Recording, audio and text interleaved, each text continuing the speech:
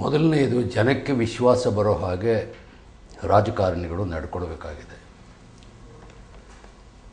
ಇವತ್ತಿನ ರಾಜಕಾರಣಿಗಳು ವಿಶ್ವಾಸಾರ್ಹತೆಯನ್ನು ಮೊದಲು ಗಳಿಸಬೇಕಾದಂಥ ಸ್ಥಿತಿಗೆ ನಾವು ಹೋಗಿದ್ದೇವೆ. ಇದು ಮೊದಲನೆಯದು. ಬಹಳ ಮುಖ್ಯವಾಗಿ ಜನರ ಮನಸ್ಸಿನಲ್ಲಿ ಅಗತ್ಯಗಳು ಎಲ್ಲ ಬೆಳೀತಾ ಇರತಕ್ಕಂಥ ನಗರಗಳಿಗೆ ಇರುವ ಅಗತ್ಯಗಳು ಬೆಂಗಳೂರಿಗೂ ಇದೆ. ನಾವು ಬೆಂಗಳೂರಿಗೆ ಬಂದಾಗ 9 ಲಕ್ಷ ಜನ ಇದ್ದರು, ಇವತ್ತು 75 ಲಕ್ಷವನ್ನು ಮೀರಿದೆ. ಹಾಗೆ ವಾಹನ ಸಂಖ್ಯೆಗಳು ಮೀರಿದ್ದಾವೆ. ಜೊತೆಗೆ ಮಕ್ಕಳಿಗೆ ಉದ್ಯೋಗ ಕಡಿಮೆ ಆಗ್ತಾ ಬರ್ತಾ ಇದೆ. ಅದಕ್ಕೆ ನಾವು ಕಾರಣ ಏನಾದರೂ ಕೊಡಬಹುದು. ಎಕನಾಮಿಕ್ ರಿಸೆಷನ್, ವರ್ಲ್ಡ್ ರಿಸೆಷನ್ ಅನ್ಬೋದು, ಇಂಡಿಯನ್ ರಿಸೆಷನ್ ಅನ್ಬೋದು. But we have to address our selves to these problems. Infrastructure, what I mean is, ಜನಕ್ಕೆ ಅಪೇಕ್ಷೆ ಇರ್ತಕ್ಕಂಥದ್ದು ಮೊದಲನೆಯದು ಕುಡಿಯೋ ನೀರು. ಕುಡಿಯೋ ನೀರು ನಮಗೆ ಕಾವೇರಿಯೇ ಪ್ರಧಾನವಾದಂಥ ಕುಡಿಯೋ ನೀರಿನ ವ್ಯವಸ್ಥೆಯ ಆಧಾರ ಸ್ತಂಭ. ಇದು ನಮ್ಮ ರಾಜ್ಯಕ್ಕೆ ಅನ್ಯಾಯ ಆಗಿದೆ ಅಂಥೇಳಿ ಹಿಂದಿನಿಂದಲೂ ಹೋರಾಟ ಮಾಡ್ತಾ ಬಂದಿದ್ದೇನೆ, ಮುಂದೆಯೂ ಹೋರಾಟ ಮಾಡ್ತೇನೆ. ನಾವು ಕೇಳಿದಷ್ಟು ನೀರನ್ನು ಕಾವೇರಿ ನ್ಯಾಯಾಧಿಕರಣ ನಮಗೆ ಕೊಡಲಿಲ್ಲ. ಕುಡಿಯೋ ನೀರಿಗಾಗಿ 30 TMCFT ನೀರು ಬೇಕು ಅಂಥೇಳಿ ನಾವು ಕಾವೇರಿ ನ್ಯಾಯಾಧಿಕರಣದ ಮುಂದೆ ವಾದ ಮಾಡಿದ್ವು. ಆದರೆ 1/3 ಭಾಗ ಬೆಂಗಳೂರು ಮಾತ್ರ ಕಾವೇರಿ ನದಿ ವ್ಯಾಪ್ತಿಯಲ್ಲಿ ಬರ್ತದೆ. 2/3 ಭಾಗ ಬೇರೆ ಬೇರೆ ರೂಪದಲ್ಲಿ ಇರೋದರಿಂದ ನಮಗೆ ಅರ್ಹತೆ ಬರೀ 0.85 TMCFTಯನ್ನು ಮಾತ್ರ ಕೊಟ್ಟಿದ್ದಾರೆ. ಈ ಅನ್ಯಾಯವನ್ನು ಸರಿಪಡಿಸಬೇಕು ಅಂಥೇಳಿ ರಿವ್ಯೂ ಪಿಟಿಷನ್ನ ಟ್ರೈಬ್ಯುನಲ್ ಮುಂದೆ ಹಾಕಿದ್ದೇವೆ. ತೀರ್ಪಿಗಾಗಿ ಕಾದಿದ್ದೇವೆ. ಅದು ಅಲ್ಲಿ ಸಾಧ್ಯವಾಗದೇ ಇದ್ದರೆ ಮುಂದೆ ಅದನ್ನು ಸರ್ವೋಚ್ಚ ನ್ಯಾಯಾಲಯಕ್ಕೂ ಕೊಂಡೊಯ್ಯುವ ಪ್ರಯತ್ನವನ್ನು ನಾನು ಮಾಡ್ತೇನೆ. ಎರಡನೇ ವಿಚಾರ ಬಹಳ ಮುಖ್ಯವಾಗಿ ನಗರದಲ್ಲಿರ್ತಕ್ಕಂಥ ವಿದ್ಯುಚ್ಛಕ್ತಿಯ ಕೊರತೆ. ಈ ವಿದ್ಯುಚ್ಛಕ್ತಿಯ ಕೊರತೆ ತುಂಬೋದಕ್ಕಾಗಿ ಭಾಳ ಹಿಂದಿನಿಂದ ಅನೇಕ ಯೋಜನೆಗಳನ್ನು ನಾವು ಆಲೋಚನೆ ಮಾಡಿದ್ವಿ. ಹಳೆಯ ಮೈಸೂರು ಸಂಸ್ಥಾನ ಸರ್ ವಿಶ್ವೇಶ್ವರಯ್ಯನವರ ನೇತೃತ್ವದಲ್ಲಿ ಮೊದಲು ವಿದ್ಯುಚ್ಛಕ್ತಿಯನ್ನು ಉತ್ಪಾದನೆ ಮಾಡಿದಂಥ ಕೀರ್ತಿ ಕರ್ನಾಟಕಕ್ಕೆ ಸಲ್ತದೆ. ಆದರೆ 1902ರಲ್ಲೇ ಮಾಡಿದ್ರು. ಅವತ್ತಿನ ಅಗತ್ಯಗಳು ಬೇರೆ ಇತ್ತು. 1960ರ ದಶಕದಲ್ಲಿ ವಿದ್ಯುಚ್ಛಕ್ತಿ ನಮಗೆ ಸಾಕಷ್ಟು ಜೋಗ ಜಲಪಾತದಿಂದ ಬರ್ತಾ ಇದೆ ಅಂಥೇಳಿ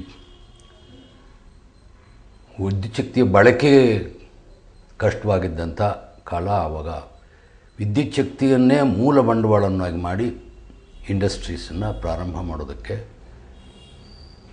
ಆರಂಭಿಸಿದರು. ಅದರಲ್ಲಿ ಬಹಳ ಮುಖ್ಯವಾದದ್ದು ತಮಗೆ ಗೊತ್ತಿರಬೇಕು, ಬೆಳಗಾಂನಲ್ಲಿರ್ತಕ್ಕಂಥ ಒಂದು ಸಂಸ್ಥೆ. ಈಗ ಈ ವಿದ್ಯುಚ್ಛಕ್ತಿ ಸುಮಾರು ಒಂದು ದಿನದ ಬೇಡಿಕೆ 140 ಮಿಲಿಯನ್ ಯೂನಿಟ್ಸು. ನಮ್ಮ ಉತ್ಪಾದನೆ 95 ಮಿಲಿಯನ್ ಯೂನಿಟ್ಸನ್ನು ದಾಟಿಲ್ಲ. ಇದಕ್ಕೆ 2 ರೀತಿಯ ಅಪ್ರೋಚು ನಾವು ಮಾಡಲಿಕ್ಕೆ ಸಾಧ್ಯ ಇದೆ. ಮೊದಲನೆಯದು, ಸುಮಾರು 38% ವಿದ್ಯುಚ್ಛಕ್ತಿ ಸೋರಿಕೆ ಆಗ್ತಾಯಿದೆ. ಇದನ್ನು ತಡೆಗಟ್ಟೋದಕ್ಕೆ ಅಸಾಧ್ಯವೇನೋ ಅನ್ನುವಂಥ ಸ್ಥಿತಿಗೆ ತಲುಪಿದ್ದೇವೆ. ಐಡಲ್ ಪವರ್ ಪ್ರಾಜೆಕ್ಟ್ಗಳಲ್ಲಿ ಬರ್ತಾ ಇದ್ದಂಥ ವಿದ್ಯುಚ್ಛಕ್ತಿ ಉತ್ಪಾದನೆ ಬಹುತೇಕ ಸೀಸನಲ್. ಜನವರಿ ಟು ಮೇ ಬಹಳ ಒತ್ತಡ ಜಾಸ್ತಿ ಇರ್ತದೆ. ಜೂನ್ನಿಂದ ಡಿಸೆಂಬರ್ನವರೆಗೆ ಒತ್ತಡ ವಿದ್ಯುಚ್ಛಕ್ತಿದು ಕಡಿಮೆ ಇರ್ತದೆ. ನಮ್ಮ ಯೋಜನೆಗಳಲ್ಲಿ ರೈತರಿಗೆ ಮುಫತ್ತಾಗಿ ವಿದ್ಯುತ್ ಕೊಡಬೇಕು ಅಂತಕ್ಕಂಥದ್ದನ್ನು ಆಲೋಚನೆ ಮಾಡಿದ್ವಿ. ಆ ಕಾಲಕ್ಕೆ ಅದು ಸರಿ ಇತ್ತು. ಈಗ ವಿದ್ಯುತ್ ಶಕ್ತಿ ಉತ್ಪಾದನೆ ನಾನ್ ಕನ್ವೆನ್ಷನಲ್ ಸೋರ್ಸಸ್ಸಿಂದ ಎಷ್ಟು ಮಾಡಲಿಕ್ಕೆ ಸಾಧ್ಯ? ಭಾಳ ಮುಖ್ಯವಾಗಿ ವಿಂಡ್ ಎನರ್ಜಿ, ಸೋಲಾರ್ ಎನರ್ಜಿ, ಹಾಗೆಯೇ ಸಮುದ್ರದ ಮೇಲಿನ ತೆರೆಗಳಿಂದ ಬರ್ತಕ್ಕಂಥದ್ದು, ಇವೆಲ್ಲವೂ ಹೆಚ್ಚು ಉಪಯೋಗವಾಗ್ತದೆ ಅಂಥೇಳಿ ನಾನು ಅಂದ್ಕೊಂಡಿಲ್ಲ. ಆದ್ದರಿಂದ ಥರ್ಮಲ್ ವಿದ್ಯುತ್ ಘಟಕಗಳನ್ನು ಸ್ಥಾಪನೆ ಮಾಡಬೇಕು ಅಂತ ಆಲೋಚನೆ ಮಾಡಿದ್ವಿ. ಈ ಥರ್ಮಲ್ ವಿದ್ಯುತ್ ಘಟಕಗಳಿಗೆ ಬೇಕಾದಂತಹ ಮೂಲಭೂತ ಕಲ್ಲಿದ್ದಲು, ಕೋಲ್ ನಾವು ಬಿಹಾರದಿಂದಲೇ ತರಬೇಕಾದಂಥ ಸಿಂಗರೇಣಿ ಗಣಿಯಿಂದ, ಅಲ್ಲೂ ಕೂಡ ಪ್ರತಿ ವರ್ಷಕ್ಕೆ ಅದರ ಸ್ಟಾಕ್ಸು ಕಡಿಮೆ ಆಗ್ತಾಯಿದೆ. ಅದರಿಂದ ಹೊರದೇಶದಲ್ಲಿ ತರ್ತಕ್ಕಂಥ ಪ್ರಯತ್ನವನ್ನು ಮಾಡಿದ್ದಾರೆ. ಇವೆರಡೂ ಸಾಧ್ಯ ಆಗದೇ ಇದ್ದರೆ ನಮಗೆ ಉಳಿದಿರ್ತಕ್ಕಂಥದ್ದು ನ್ಯೂಕ್ಲಿಯರ್ ಪವರ್ ಒಂದೇ. ಅಮೇರಿಕೆಯ ಜೊತೆಗೆ ಈಗ ಒಪ್ಪಂದ ಆಗಿ 45 NSG ರಾಷ್ಟ್ರಗಳು ಒಪ್ಕೊಂಡಿರೋದ್ರಿಂದ ನಾವು ಹೊಸದಾಗಿ ಈಗ ಎಕ್ಸ್ಪ್ಲೋರ್ ಮಾಡ್ತಾ ಇರತಕ್ಕಂಥ ಒಂದು ವಿಶೇಷವಾದ ಕ್ಷೇತ್ರ ಅಂದರೆ ನ್ಯೂಕ್ಲಿಯರ್ ಎನರ್ಜಿ. ಇದರ ಕಡೆಗೆ ಹೆಚ್ಚು ಗಮನ ಕೊಡಬೇಕು. ಒಟ್ಟಾರೆ ವಿದ್ಯುತ್ ಶಕ್ತಿ ಉತ್ಪಾದನೆ ಹೆಚ್ಚಾಗಬೇಕು, ಸೋರಿಕೆ ಕಡಿಮೆ ಆಗಬೇಕು. ಇಲ್ಲದಿದ್ದರೆ ಬೆಂಗಳೂರು ನಗರಕ್ಕೆ ಬೇಕಾಗ್ತಕ್ಕಂಥ ವಿದ್ಯುತ್ ಶಕ್ತಿಯನ್ನು ಒದಗಿಸೋದು ಕಷ್ಟ ಆಗ್ತದೆ. ಪರ್ಯಾಯವಾಗಿ ಹಿಂದೆ ಮೇಕೆದಾಟುನಲ್ಲಿ ಒಂದು ವಿದ್ಯುತ್ ಶಕ್ತಿ ಉತ್ಪಾದನೆ ಮಾಡೋದಕ್ಕಾಗಿಯೇ ಬಹಳ ದೀರ್ಘಕಾಲದ ಹೋರಾಟವನ್ನು ಮಾಡಿದ್ವಿ. ಕೇಂದ್ರ ಸರ್ಕಾರದಿಂದ ಅದಕ್ಕೆ ಅನುಮತಿ ದೊರೆಯಲಿಲ್ಲ. ತಮಿಳುನಾಡಿನವರು ಅದರ ವಿಶೇಷವಾಗಿ ಅದರ ವಿರುದ್ಧ ತಮ್ಮ ಶಕ್ತಿ ಮೀರಿ ಪ್ರಯತ್ನ ಮಾಡಿದರು. ನನಗೆ ಅರ್ಥವಾಗದೇ ಇರೋದು ಅಂದರೆ, ವಿದ್ಯುತ್ ಶಕ್ತಿಗಾಗಿ ಉಪಯೋಗಿಸಿದ ನೀರು ತಮಿಳುನಾಡಿಗೆ ಹೋಗ್ತದೆ. ನಾವು ಎಲ್ಲಿಯೋ ಒಂದು ಕಡೆ ಫೇಲ್ ಆಗಿದ್ದೇವೆ.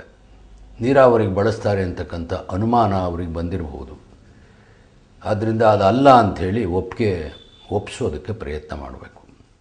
ಹೀಗೆ ವಿವಿಧ ರೂಪದ ಸಮಸ್ಯೆಗಳಿದೆ ವಿದ್ಯುತ್ ಶಕ್ತಿ. ಈಗ ಇರತಕ್ಕಂಥದ್ದು ನಮ್ಮ ರಸ್ತೆಗಳು, ಅಂಡರ್ಪಾಸ್ಗಳು, ಮೇಲು ಸೇತುವೆಗಳು, ಇವುಗಳನ್ನು ಹೆಚ್ಚು ಉಪಯುಕ್ತತೆಗೆ ತರಬೇಕಾಗಿದೆ. ಬಹಳ ವಿಶೇಷವಾಗಿ ಬೆಳೀತಾ ಇರತಕ್ಕಂಥ ನಗರದಲ್ಲಿ land acquisition is a very big problem. ರಸ್ತೆಗಾಗಿ ಅದನ್ನು ಅಕ್ವೈರ್ ಮಾಡುವಾಗ ರೈತ ಸಮುದಾಯವನ್ನು ಮೆಚ್ಚಿಸಿ ಒಪ್ಪಿಸಿ ತರ್ತಕ್ಕಂಥ ಕೆಲಸ ಆಗಬೇಕು. ಅದರಲ್ಲಿ ಭಾಳ ಮುಖ್ಯವಾಗಿ ಈಗ ನೈಸ್ ರೋಡು, ಅಲ್ಲಿ ವಾದ ವಿವಾದಗಳು, ಕೋರ್ಟು ಕಚೇರಿ ಎಲ್ಲ ಆಗಿದ್ದಾವೆ. ಇದು ಕಾನೂನಿಗೆ ಸಂಬಂಧಪಟ್ಟ ವಿಷಯ ಅಂತಲೇ ಹೋರಾಟ ಮಾಡ್ತಿದ್ದೇವೆ. ಏನಾದರೂ ಮಾಡಿ ಇದರಲ್ಲಿ ಹೊಂದಾಣಿಕೆ ಮಾಡೋದಕ್ಕೆ ಸಾಧ್ಯ ಇದೆಯೇ ಅನ್ನುವಂಥ ಒಂದು ನೆಗೋಷಿಯೇಟೆಡ್ ಸೆಟಲ್ಮೆಂಟ್ ಕೂಡ ನಾವು ಮಾಡಿಕೊಳ್ಬೇಕಾಗ್ತದೆ. ಇದಕ್ಕೆ ಸರ್ಕಾರ ಮುಂದಾಗಬೇಕು. ಮೂರನೇ ಪ್ರಯಾರಿಟಿ ಯುವ ಜನಾಂಗಕ್ಕೆ ಸಂಬಂಧಪಟ್ಟಿದ್ದು.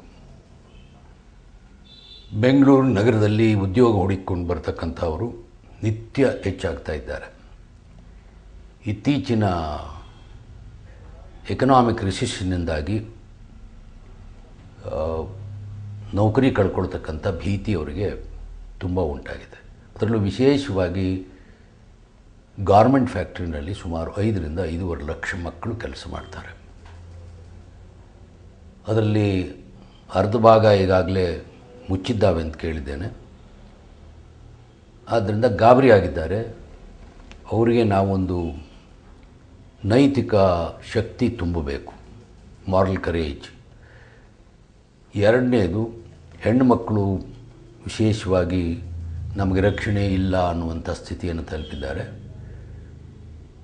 ಇಲ್ಲಿ ಇನ್ಫಾರ್ಮೇಷನ್ ಟೆಕ್ನಾಲಜಿ, ಬಯೋಟೆಕ್ನಾಲಜಿ ಪಾರ್ಕ್ಗಳಲ್ಲಿ ಕೆಲಸ ಮಾಡ್ತಾ ಇರ್ತಕ್ಕಂಥ ಮಕ್ಕಳಿಗೆ ರಕ್ಷಣೆ ಕೊಡ್ತಕ್ಕಂಥ ದೊಡ್ಡ ಜವಾಬ್ದಾರಿ ಆಗಬೇಕು. ಮತ್ತು ಉದ್ಯೋಗ ಕಳ್ಕೊಳ್ತಾ ಇರೋ ಹಾಗೆ ಒಂದು ವಾತಾವರಣವನ್ನು ಸೃಷ್ಟಿ ಮಾಡೋದಕ್ಕೆ ಏನೆಲ್ಲ ಮಾಡ್ಬೋದೋ ಅದನ್ನು ಮಾಡಬೇಕು ಅಂತ ನಾನು ಯೋಚನೆ ಮಾಡಿದ್ದೇನೆ.